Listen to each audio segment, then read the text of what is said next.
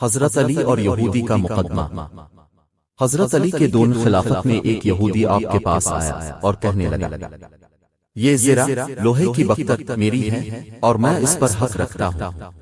حضرت علی نے فرمایا، یہ زرہ میری ہے، لیکن چونکہ تم دعویٰ کر رہے ہو تو معاملہ قاضی کے پاس لے چلتے ہیں۔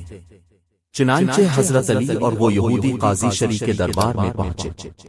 قاضی شری نے پوچھا، امیر المومنین، آپ کے پاس کوئی گواہ ہے جو ثابت کرے کہ یہ زرہ آپ کی ہے؟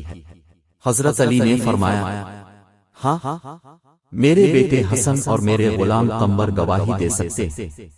قاضی شری نے کہا، آپ کے بیٹے کی گواہی، چونکہ یہ آپ کے قریبی رشتہ دار ہیں، شرعی اصولوں کے مطابق قابل قبول نہیں۔ یہ سن کر حضرت علی خاموش ہو گئے، کیونکہ قاضی شرعی اصولوں کے مطابق فیصلہ کر رہے تھے۔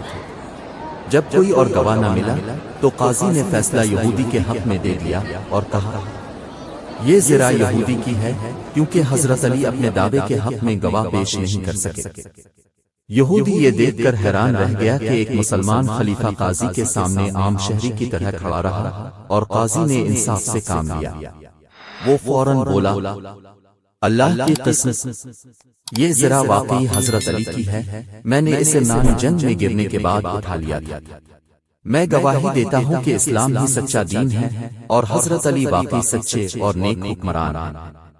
یہ کہہ کر وہ یہودی مسلمان ہو گیا اور زرہ حضرت علی کو واپس کر دی، لیکن حضرت علی نے اسے بطور تحفہ دے دی۔